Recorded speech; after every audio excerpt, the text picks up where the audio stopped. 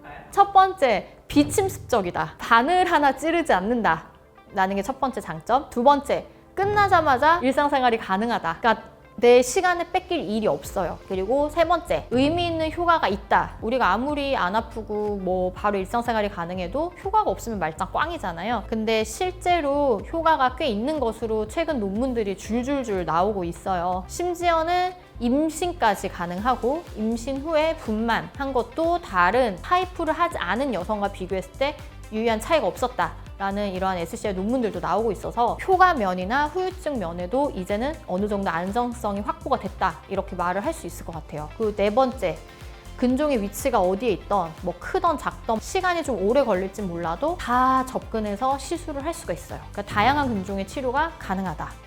이게 네 번째 장점이고, 다섯 번째, 성근증과 근종이 같이 있어도 동시에 성근증, 근종을 다 같이 치료할 수가 있다. 그리고 뭐 이거는 수술이랑 비교했을 때 전신 마취를 하지 않는다. 이것도 뭐 장점이잖아요. 네, 사실 장점이 너무 많아요. 근데 단점이라고 하면 수술은 완벽하게 근종을 제거하지만 이거는 완벽하게 근종이 없어지지 않는 경우도 있어요. 그러니까 근종이 줄어들어요. 잘라낸 것처럼 깨끗하게 아예 싸그리 없어지지는 않아요.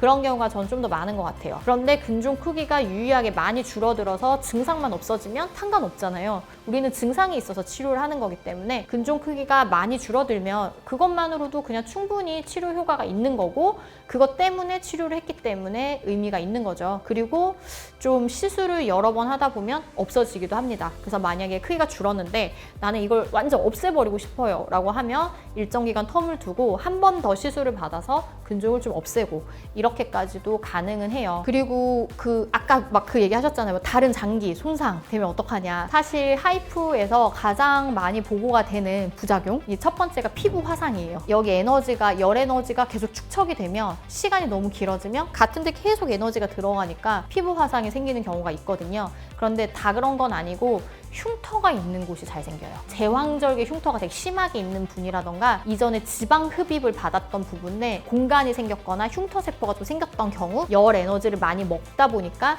일반 피부랑 달리 거기에서 그런 화상이 생기는 경우가 있어요.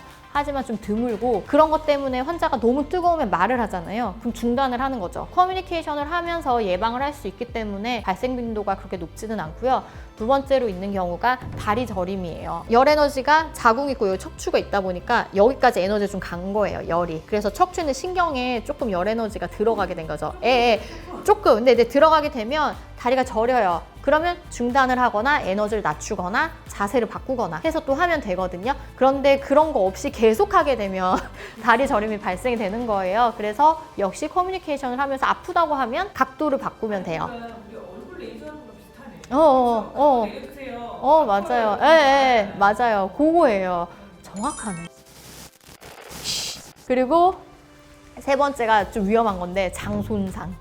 장이 타버리는 거예요. 굉장히 드문 케이스고, 이건 뭐 개복 수술이나 복강경 수술을 해도 장 손상이 있을 수 있어요. 이거는 그냥 자궁에 에너지를 때려야 되는데 장을 때린 거예요. 그런 경우에 생길 수 있는 그런 경우여가지고 아주 드물다 그렇게 생각을 하시면 되세요. 잘 없어요. 근데 예전에는 생각을 하면 얘한테 에너지를 주면 이 에너지가 옆에까지 너무 많이 갔었어, 초창기 모델들은. 근데 지금은 1mm예요. 그래서 뭐 자궁 내막에 손상이 간다? 이런 건 좀 옛날 얘기이고요. 이제는 자궁 내막 손상도 걱정을 안 하셔도 되고, 가임기 여성들이 했어도 큰 문제가 없이 해결이 되고 증상도 다 완화가 되고, 치료를 여러 번 하고 잘하는 경우에는 근종이 아예 소멸하는 경우도 있다. 그리고 비침습적이다. 이러니까 장점이 너무 많아요. 근데 좀 약간 좀 큰 단점 하나가 있긴 있어요. 비싸요. 그러니까 그 얘기 보험이 안 돼요. 이게 비급여 시술이다 보니까 보험이 안 돼요. 보험 적용이 아직 안 돼서 좀 비싼데, 실비가 뭐 근종 치료에 대한 실비가 있는 분들이 있잖아요. 그러니까 근종 수술해도 실비 나오는 것처럼 이것도 근종 치료이기 때문에 실비를 받을 수 있는 건데, 최근에 이게 보험 이슈가 좀 있어요. 보험 회사에서 근종 치료 목적으로 하이프를 했는데 실비 지급을 안 하려고 하고 막 이런 이슈들이 최근에 좀 많아서 산부인과 의학회 밑으로 하이프 의학회가 만들어졌거든요. 그래서 우리 학회 차원에서 이러한 것들에 대한 적응증을 정확하게 이제 정립을 하고, 정확한 치료에 대한 프로토콜, 안전성, 뭐 논문 이런 것들을 앞으로 계속 좀 할 예정이어가지고 이런 부분도 좀 개선이 되지 않을까 생각을 하고 있어요.